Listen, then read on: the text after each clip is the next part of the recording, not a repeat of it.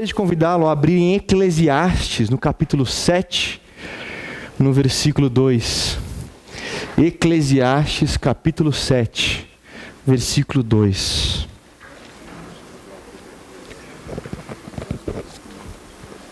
No nosso novo prédio não haverá esse problema de sair da frente, porque os projetores estarão em cima. Então, aqui a gente ainda vai adaptando. Vai ser muito bom. Eclesiastes capítulo 7, versículo 2, um versículo um pouco diferente, um pouco estranho talvez para alguns. Diz assim: é melhor ir a uma casa onde há luto do que a uma casa em festa, pois a morte é o destino de todos, e os vivos devem levar isso a sério. É melhor ir a um velório do que ir a uma festa. Porque no velório nós vemos o fim de todos os homens. E nós que estamos vivos ainda, que nós possamos considerar. É num velório, é num momento de luto onde nós observamos o sofrimento de perto, na sua maior intensidade. Olhando de perto o maior inimigo que ainda está por ser vencido, que é a morte. 1 Coríntios 15 diz que ela será vencida definitivamente, mas ainda não. Então quando nós vamos a um velório, quando nós vamos a um momento de luto, nós encontramos um momento de dor, de sofrimento. E a Bíblia diz que é melhor, você vai crescer mais como ser humano, você vai crescer mais como pessoa, indo a um momento de velório, indo a um momento de luto, do que indo a um momento de festas, de risadas, de muita alegria. E eu gostaria de convidar você hoje para visitar 2 velórios. Samuel, vai passar um ônibus aqui na igreja, nós vamos entrar, vamos para um cemitério onde há um velório e vamos ver de perto o velório hoje? Não. Mas nós vamos passear por 2 livros. 2 livros que foram escritos por causa de uma perda. Um livro de C.S. Lewis e um livro de Nicholas Wolterstorff. Então, esses 2 livros são 2 diários, na verdade. São 2 livros pequenos, mas são 2 livros escritos por pessoas que perderam um ente querido. Livros escritos por pessoas que dia após dia, após perder uma pessoa, eles começaram a escrever sobre essa perda, sobre a dor, sobre o que eles sentiram, sobre o que eles passaram a cada dia que ia se passando após essa grande perda. Então nós vamos dar uma olhadinha em algumas frases, nós vamos olhar algumas citações que eles fizeram, porque então nós vamos entrar para dentro, porque entrar para fora é difícil, mas nós vamos entrar nesses 2 velórios, nessas 2 realidades, e nessas 2 situações que essas pessoas passaram, e o que elas expressaram neste momento, e o que nós como cristãos podemos aprender dentro destes 2 velórios, dentro destas 2 realidades que estes 2 irmãos na fé passaram. E percebemos que aquilo que Eclesiastes capítulo 3 diz, há um tempo determinado para todas as coisas. O versículo 4 diz: há um tempo de sorrir e há um tempo de chorar, Há um tempo de fazer festa, mas há um tempo de luto. Hoje nós vamos falar sobre esse tempo de luto, sobre esse tempo de dor, sobre esse tempo de perda. Que se você está vivendo ele, você vai se identificar com muitas coisas. Se você não está vivendo um tempo de luto, um dia você vai viver. Um dia uma pessoa querida vai ser perdida. Um dia uma notícia ruim vai chegar. E nisso é importante nós olharmos como algumas pessoas passaram por isso e podermos entrar nesses 2 velórios nessa manhã. O primeiro livro então que eu gostaria de falar é esse livro chamado Lamento. Lamento, de Nicholas Wolterstorff, da editora Ultimato. Esse livro é um livro escrito por um pai sobre a perda de um filho. Esse livro é o lamento de Nicholas Wolterstorff sobre o seu filho chamado Eric, que morreu aos 25 anos de idade. Num alpinismo, escalando uma montanha, houve um acidente, houve um desequilíbrio, um problema. Esse filho, pode colocar a próxima, por favor? A imagem fica um pouco escura, clara, porque é de manhã. Mas ele perdeu o seu filho. E aí, nos dias posteriores ao velório, ele foi desenvolvendo dia após dia esse livro. Então, cada página é uma anotação que ele faz da perda desse filho. O filho Eric, de 25 anos, morreu na Austrália, num acidente de alpinismo. Pode colocar o próximo slide, e ele vai começar a expressar a dor dele. Nesse livro ele vai dizer, por exemplo, o seguinte: está errado, profundamente errado um filho morrer antes dos pais. É bastante duro sepultar nossos pais, mas isso nós esperamos. Eles pertencem ao nosso passado. Mas nossos filhos, eles pertencem ao nosso futuro. Nós não enxergamos o nosso futuro sem eles. Como eu posso sepultar meu filho, meu futuro? Então o livro ele tem esse tom de dor, de perda e de lamento. Ele diz assim, só que isso já não está no slide mais. Algumas coisas eu vou ler que estão só nas minhas anotações, outras estão no slide. Depois eu posso disponibilizar os slides e as minhas anotações para quem quiser. Mas ele diz assim: a dor do nunca mais é maior do que a alegria de uma vez foi. Será que vai ser sempre assim? Ele pergunta. Será que essa dor de nunca mais vai ser sempre maior das lembranças de que uma vez foi? Porque o sofrimento, a perda traz essas realidades para o nosso coração. O momento de perda é um momento duro. E em uma parte do livro ele começa a lutar e dizer: volte atrás, parem o relógio, voltem no tempo, volte àquela última sexta-feira. Filho, levante tarde essa vez, tarde demais para escalar. Leia um livro, faça alguma outra coisa, mas não vá para aquela montanha, volte o tempo. Mas aí ele diz: mas os motores e os freios do tempo já se foram. Não há nada que eu possa fazer para pará-los. Mais longe, mais no passado, a distância começa a aumentar. E nos momentos de luto nós também passamos por isso. Não sei se já aconteceu com você em algum momento de perda, de sofrimento, onde você tenta ficar reconstruindo o passado. Se naquele dia eu tivesse feito aquilo, se naquele dia tivesse sido diferente, se aquela escolha fosse diferente. Nós começamos a fazer uma regressão de causa e efeito, tentando cancelar algumas causas para tirar alguns efeitos. Só que quando a gente se esforça tanto para isso, nós percebemos, como esse pai, de que o tempo continua marchando. E o que ficou para o passado vai estar cada vez mais distante. Ele escreve numa das páginas, pode colocar o próximo slide, que uma amiga, olha o que ele diz: uma amiga nossa que estava com câncer no cérebro e seu marido me pediu que eu redigisse uma liturgia para o funeral dela. Nunca me ocorreu, porém, que eu havia composto a liturgia para o funeral do meu próprio filho. A senhora cujo marido havia me pedido para redigir essa liturgia estava presente no funeral de Eric.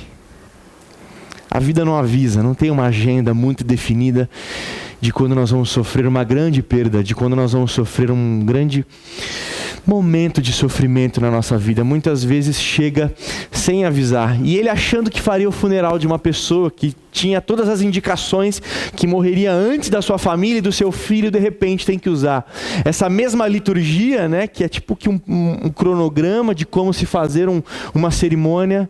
Ele teve que usar para o seu filho. Ele diz assim: naquele dia quente de junho, sepultei a mim mesmo. Foi a mim que aqueles jardineiros baixaram com aquelas correias que rangiam. Foi sobre mim que nós deslizamos aquela placa tão pesada que eu não posso levantar. Então o sofrimento, e principalmente uma perda, é como se fosse uma amputação. Algo que vai e muitas vezes não volta mais. Ele diz assim: alguma coisa acabou no mais profundo da minha existência. Algo terminou. Minha vida agora é dividida de antes e depois. No slide seguinte, ele diz assim: hoje, quando estamos todos juntos, não estamos todos juntos. Sua ausência é tão presente quanto nossas presenças. Seu silêncio é tão sonoro quanto nossas conversas. Há sempre uma ausência tão presente, e aquele sentimento difícil, aquele sentimento de perda, de dor, que um pai aqui começa a lamentar e externar. Ele diz assim: árvores, arte, casa, música, o céu avermelhado da manhã, trabalho bem feito, flores, livros, eu ainda gosto dessas coisas, mas o prazer acabou, a paixão esfriou. O esforço arrefeceu. O desejo caiu-se, quedou-se. Minha garra está perdida. Quando alguém que se ama deixa o lar, esta se torna mera casa. Você já passou por algum sentimento assim na sua vida? Algum sentimento de perda?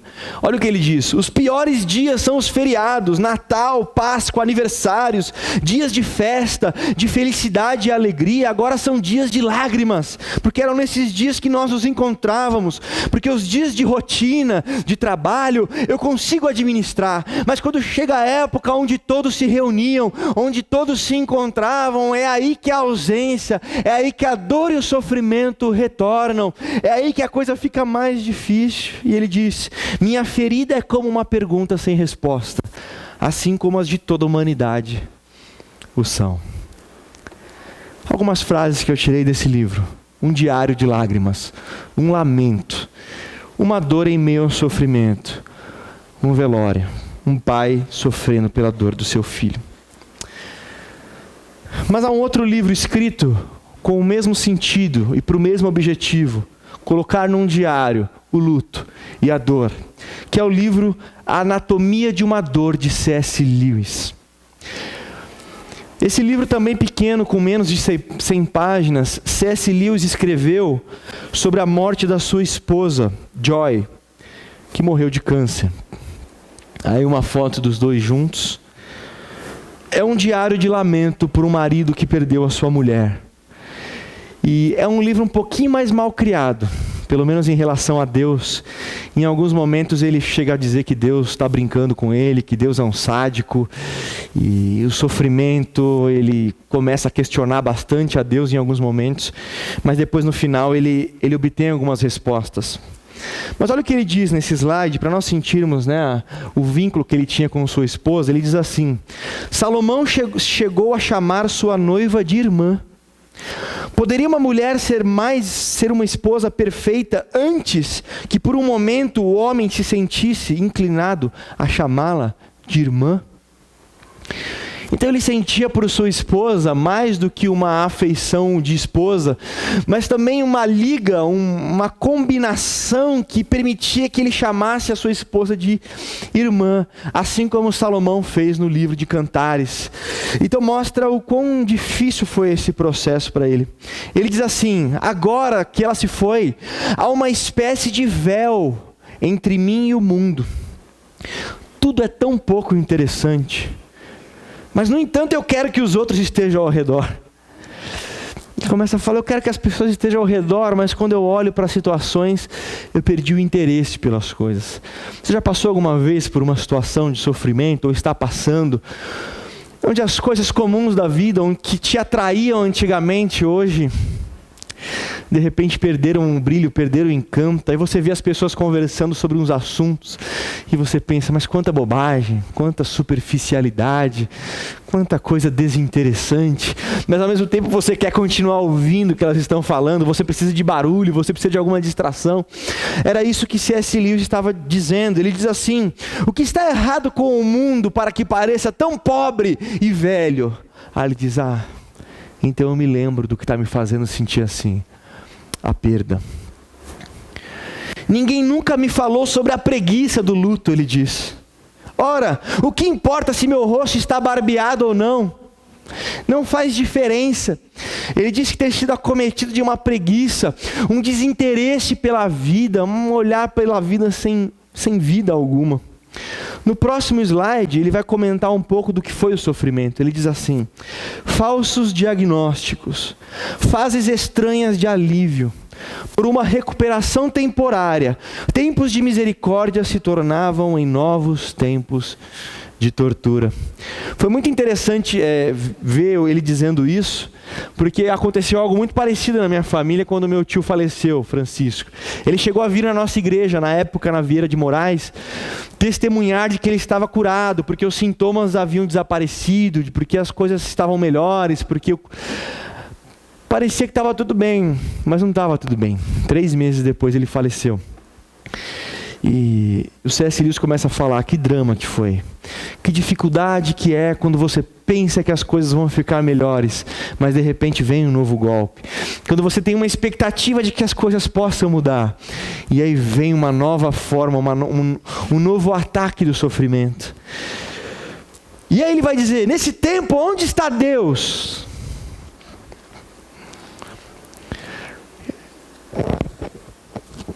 Quando você está feliz, ele diz, não faz nenhuma ideia de vir a necessitar dele. Mas volte-se para ele quando estiver em grande necessidade. O que você encontrará? Uma porta fechada na sua cara, ao som do ferrolho sendo passado 2 vezes do lado de dentro. Porque em tempos prósperos ele parece mais um comandante, e em tempos conturbados sua ajuda parece tão ausente. Não há resposta alguma, só a porta fechada, a cortina de ferro, o vácuo, o nada. Ele começou a falar: puxa, eu busquei a Deus tantas vezes nos momentos bons, e Ele sempre esteve lá. Agora que eu precisava de uma palavra, agora que eu precisava, parece que tem uma porta fechada diante de mim, parece que tem uma cortina de ferro, e Ele não só virou a chave uma vez, virou 2, para se certificar que não vai abrir, que não haverá uma resposta. E aí ele vai dizer no próximo slide: não é possível ver nada de maneira adequada enquanto os olhos estiverem embaçados de lágrimas. Ele estava dizendo que eu estou vendo toda a realidade distorcida, está muito complicado, não consigo mais discernir nada. Quem eu sou, quem é Deus, o que está acontecendo, porque é muito difícil enxergar com os olhos embaçados de lágrimas. 2 funerais, 2 momentos de lamento, 2 momentos de dor, 2 momentos de sofrimento. Mas ao mesmo tempo, agora nessa segunda parte, eu gostaria de falar um pouco com vocês sobre as lições que eles mesmos tiraram nos 2 livros. Em meio a todo este lamento, em meio a todo esse sofrimento, em meio a toda essa decepção, até com Deus e na forma de Deus agir, eles também chegaram a algumas conclusões. Eles também chegaram a alguns aprendizados que pode servir para a minha vida e para a sua vida, num tempo de dor, num tempo de lamento, e que nós começamos a entender o porquê que Salomão vai escrever no texto que nós lemos, que é melhor olhar para o sofrimento, que é melhor participar do sofrimento do que participar de um tempo de festa, porque o aprendizado é maior, porque o crescimento é maior, e muitas coisas podem ser vistas e aprendidas no momento de luto e de perda. Alguns aprendizados, então. O primeiro aprendizado que nós olhamos ao olhar estes livros, que nós aprendemos, é a importância do lamento. Existe um pensamento nada bíblico de que fé, de que confiança em Deus é você não demonstrar sentimento nenhum, é você conseguir passar por uma grande perda sem chorar, é de você conseguir perder uma pessoa e continuar caminhando como se nada tivesse acontecido, é você ficar uma rocha sem derramar uma lágrima quando o seu filho está no hospital, quando o seu filho está doente, quando uma situação ruim aconteceu. Então fé é você continuar com um sorriso no rosto mesmo que tudo esteja um caos. É que isso não aparece na Bíblia. Isso é muito grego dos estoicos. Eles que diziam que você tem que ser indiferente em relação à alegria, em relação ao sofrimento. Você tem que manter o mesmo nível emocional em todas as situações e se tornar indiferente diante de qualquer realidade. Mas na Bíblia, quando você lê, você não encontra isso. Eu tenho aqui algumas referências, mas só vou dar alguns exemplos de casos onde pessoas tiveram uma notícia de sofrimento e de morte. Alguns rasgavam as suas roupas e se vestiam de sacos, de um tecido bem grosseiro, para externar, para lamentar, para mostrar que era sim um tempo de luto e de dor, e que aquilo tinha que ser expressado, de que aquilo tinha que ser mostrado. Outros ficavam descalços, cobriam o rosto. Alguns jogavam terra sobre a própria cabeça. Outros sentavam sobre as cinzas. Outros raspavam o cabelo, ficavam zerados. Outros jejuavam por longos dias. Em Miqueias, no capítulo 1, no versículo 8, a lamentação pela morte de alguém é comparada ao barulho de um avestruz. Falando sobre a lamentação. Então, uma coisa que nós, como cristãos, temos que perceber é que os momentos de sofrimento são reais, que a dor é real, e lamentar nestes momentos é importante. Viver um luto é importante. Não significa falta de fé, não significa falta de confiança em Deus. Lamentar não significa que você não ama mais a Deus, que você não confia mais nele, que você não tem mais fé nele.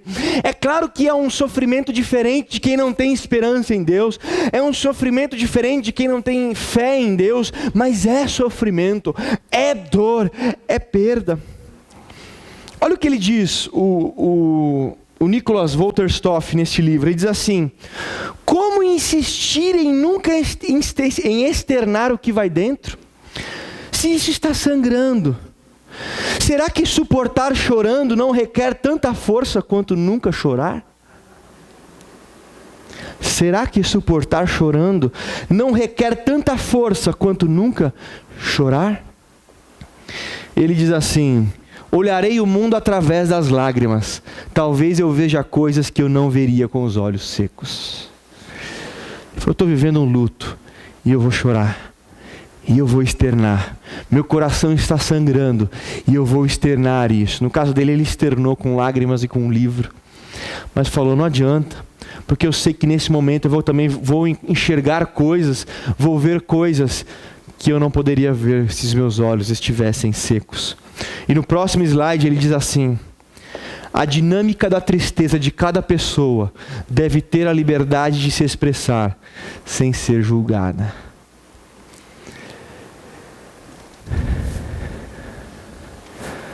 Então talvez você está vivendo um momento de luto. E existe alguma ideia errada no seu coração de que fé é você passar por esse momento de luto inerte, indiferente. Fé não é isso. Fé é chorar. Fé é lamentar também. Fé é sentir dor. E chorar no colo de Deus. E se você tiver que reclamar um pouquinho com Ele, é só ler o livro dos Salmos. Até quando, Deus? Até quando? O Senhor está dormindo? O Senhor está cego? Está na Bíblia, irmãos. Está na Bíblia. Se você ler o livro de Salmos inteiro, em meia horinha hoje, você pega o livro de Salmos inteiro. Meia hora só o Salmo 119, né? Mas você vai encontrar muitas vezes essa lamentação do salmista, esse choro do salmista. Ele chega a dizer: eu estou me afogando na minha cama que está aqui, estou nadando em lágrimas. E o Senhor não está ligando, Deus, o Senhor não está se importando. Mas o engraçado é que o salmista está sempre correndo para Deus. Ele está lamentando, ele está reclamando, mas Deus é o refúgio dele. Para onde ele iria correr? Para onde nós iríamos correr? Mas a lamentação é importante, é a primeira coisa que nós aprendemos. A segunda coisa que eu aprendi ao ler esses dois livros e que eu vi esses dois autores falarem sobre o seu momento de sofrimento, foi que o sofrimento, ele ajusta o nosso foco para o que realmente tem valor. Olha o que ele diz no próximo slide. Eu só percebi o Nicholas, eu só percebi o quanto o amava quando ele se foi. Será que amor é isso? Quantas vezes nós nos pegamos valorizando algumas coisas, bobagens, e não damos valor no que realmente é importante. Olha o que ele diz, só que não está no slide, só aqui. Acho que eu vou vender depois, brincadeira. Nunca imaginamos que poderíamos vir a perdê-lo. Talvez seja essa postura que normalmente adotamos uns em relação aos outros. O dia a dia nos distrai, nossas ocupações nos absorvem, nossas ansiedades e tristezas tomam toda a nossa atenção. Dessa forma, não atentamos para a beleza da vida em família. Na verdade, nós não damos o devido valor uns aos outros. Então, uma coisa que ele aprendeu é que o sofrimento traz para nós uma nova dimensão do que tem valor e do que não tem valor. Quando nós nos pegamos, às vezes, esquentando a nossa cabeça com bobagenzinhas, Quando nós muitas vezes nos pegamos discutindo com a nossa esposa, com o nosso marido, com o nosso filho, brigando na igreja, no trabalho, tal, na maioria das vezes são coisas pequenas demais. Muitas vezes são coisas de pequeno valor. São coisas que não mereciam essa briga, essa discussão, esse esquentamento do sangue, essa realidade, mas um tempo de sofrimento. E muitas vezes quando nós perdemos algumas pessoas, é quando nós percebemos o valor que elas tinham. É quando nós sentimos falta. Então o sofrimento às vezes nos ajuda a arrumar o nosso foco. Ele nos ajuda a enxergar melhor o que tem valor, o que não tem valor. Deixa eu valorizar mais as pessoas que estão ao meu redor. Deixa eu valorizar mais os meus amigos, familiares. Deixa eu valorizar mais pessoas que estão ao meu lado, caminhando ao meu lado. Ao invés de, às vezes, o carro riscou, a parede sujou, alguma coisa aconteceu. Tá, isso não é legal, mas às vezes nós damos uma dimensão muito grande para algumas coisas que não merecem uma dimensão tão grande. E aí nós nos pegamos, às vezes, com tanta bobagenzinha, que não tem como Deus refazer os nossos valores sem um tempo de sofrimento. Aí nós perguntamos, Deus, por quê? Aí Deus vai responder, porque você está com seus valores todos distorcidos. E aí o C.S. Lewis vai dizer que o sofrimento é o megafone de Deus para quando nós estamos surdos. A gente está surdo. Nos tempos tranquilos a gente não ouve Deus falando, olha, não prioriza isso, olha, não briga por isso, olha, não esquenta a cabeça por isso, olha, não venha perder sono por causa disso, tal, e a gente não continua deixando a vida nos levar, vida leva eu, e aí o que acontece é que é só um momento de sofrimento, só um momento de dor para nos fazer parar, para nos fazer diminuir o ritmo, diminuir a marcha e começarmos a olhar aquilo que realmente tem valor, as pessoas à nossa volta, aquilo que está acontecendo. E foi isso que ele chegou à conclusão. Na verdade, nós não damos o devido valor uns aos outros. Eu percebi o quanto amava quando ele se foi. Será que isso é amor? Será que nós não podemos amar mais em vida? A terceira coisa que esses livros nos ensinam e que eles aprenderam com suas próprias experiências de dor, e eles relatam neste livro, foi o seguinte: é melhor serem dois do que serem um. Que é o que está na Bíblia, né? Eclesiastes capítulo 4, versículo 9 diz assim: é melhor serem dois do que um, porque se um cair, o outro levanta. Mas ai daquele que estiver só, caindo não terá quem o levante. Em alguns momentos eles vão expressar a importância que foi ter alguém ao lado deles, ajudando nos momentos de crise. Olha o que o Nicholas Wolterstorff disse no livro Lamento. Ele diz assim: mais tarde, quando você perguntar como eu estou, e eu responder com um rápido tudo bem, pare-me por algum tempo e insista: não, eu quero realmente saber. Ele está dizendo assim: eu preciso de alguém que quando ouvir que eu está tudo bem comigo, que essa pessoa não acredite nisso, e me pare, me leve para um canto e diga: não, eu quero realmente saber, pode abrir o seu coração comigo. A importância, porque é melhor serem dois do que serem um. No slide seguinte, não é fácil. Quando você se aproxima de uma pessoa num tempo de luto, num tempo de sofrimento, num tempo de dor, por maior a necessidade que ela tem de você, e ela sabe disso, ao mesmo tempo é um sentimento estranho. Olha o que C.S. Lewis disse no livro Anatomia de uma Dor. Ele diz assim: no trabalho, no clube, na rua, vejo pessoas que ao se aproximarem de mim, tentam decidir se dirão ou não alguma coisa sobre o assunto. Eu detesto que o façam e detesto que não o façam. O luto, o tempo de dor é difícil, mas é melhor serem dois do que serem um. Então que nós possamos ser um ombro, que nós possamos ser um abraço, que nós possamos ser uma lágrima, que nós possamos ser um ouvido para pessoas em tempo de luto. E se você passar por um tempo de sofrimento e de luto, por mais difícil que seja, não se esconda, não fuja. Não fique fora do alcance das pessoas, para que as pessoas possam se aproximar de você.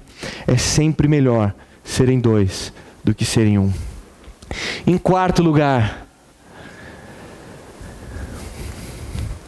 o que ficou talvez mais claro no livro de C.S. Lewis, Anatomia de uma Dor, para ele, é que o sofrimento que ele passou começou a revelar coisas para ele que ele nem sabia.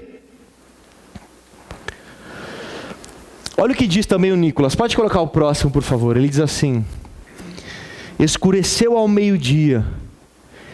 E onde estás tu nessa escuridão, Deus? Aprendi a te buscar na luz. Aqui na escuridão não posso encontrar-te.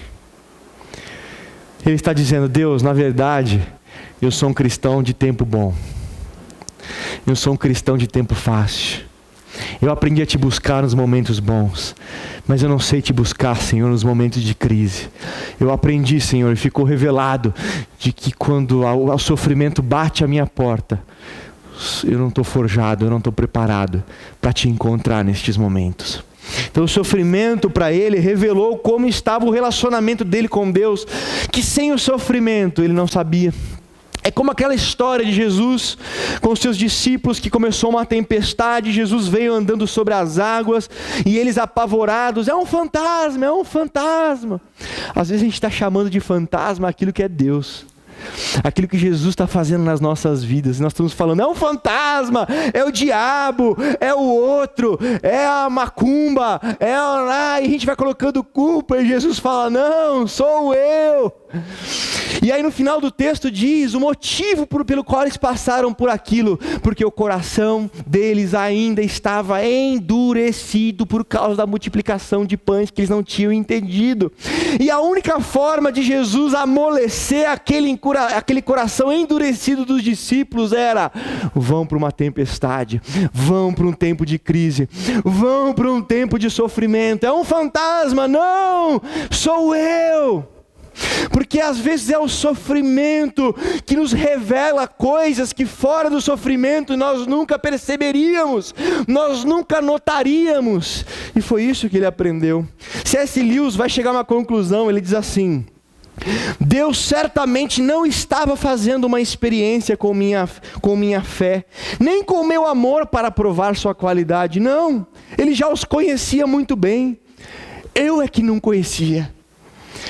Ele sempre soube que meu castelo era um castelo de cartas.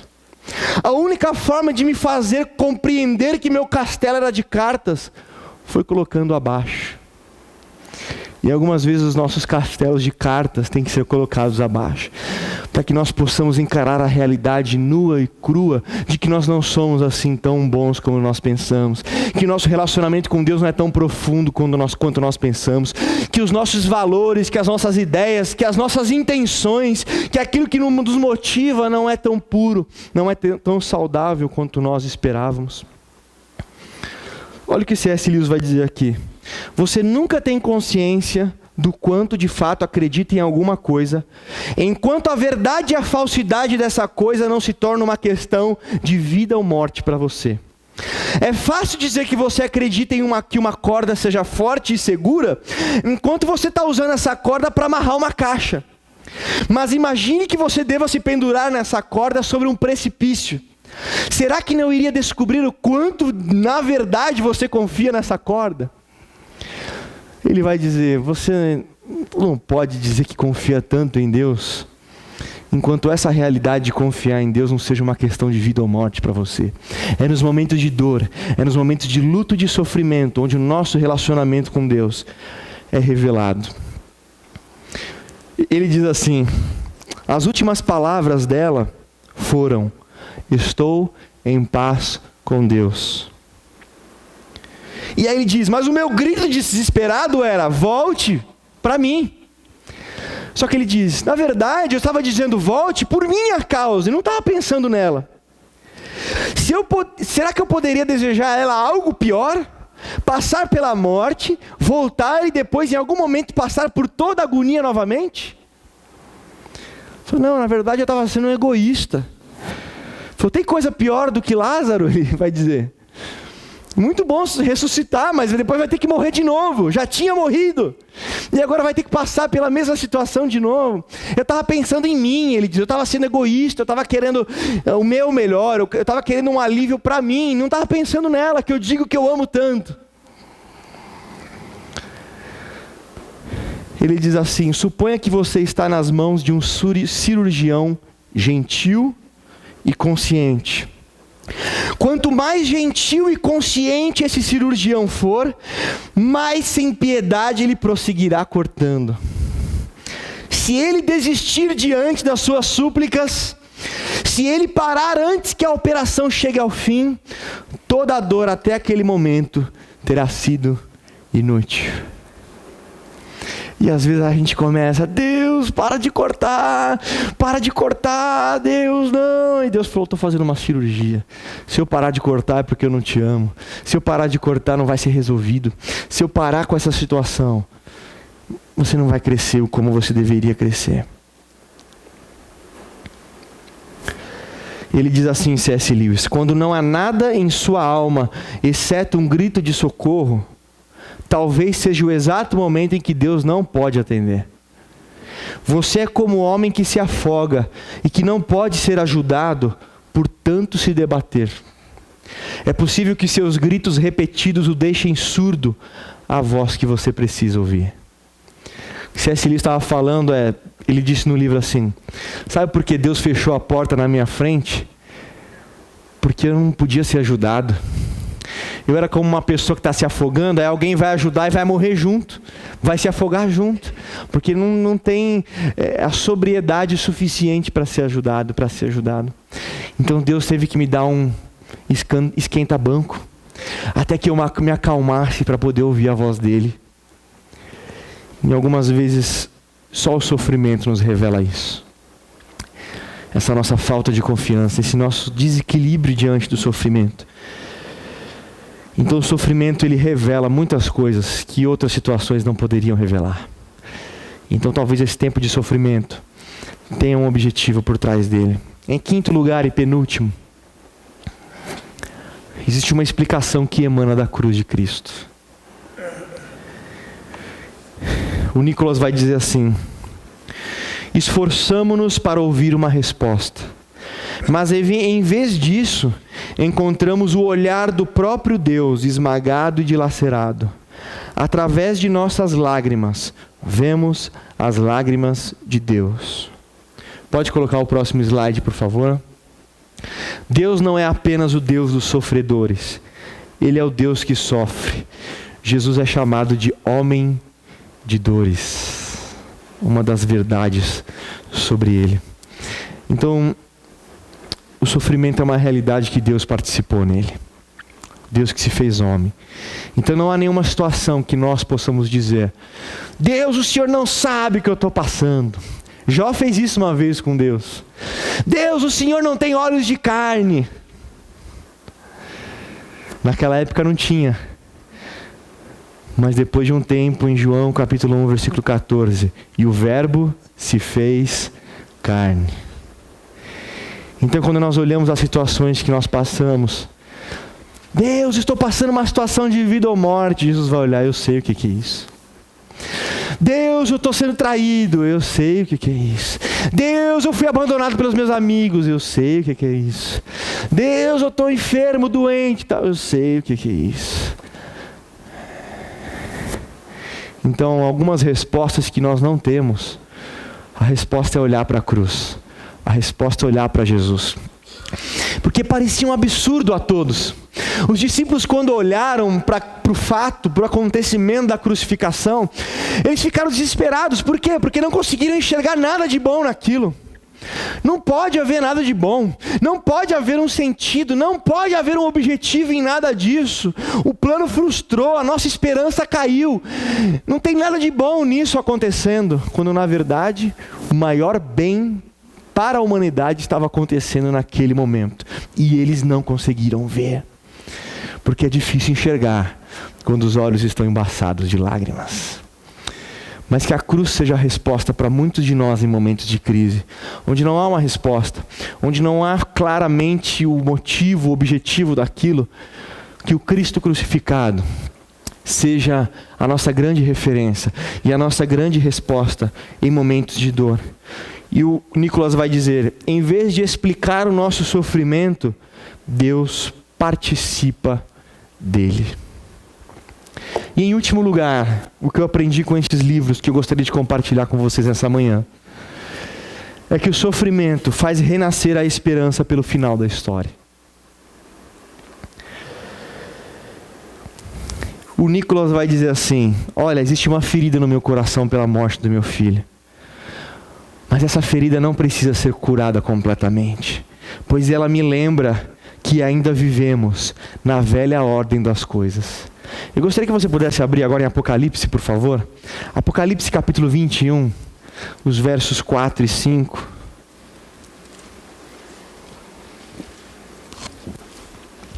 Apocalipse capítulo 21, versos 4 e 5. Diz assim: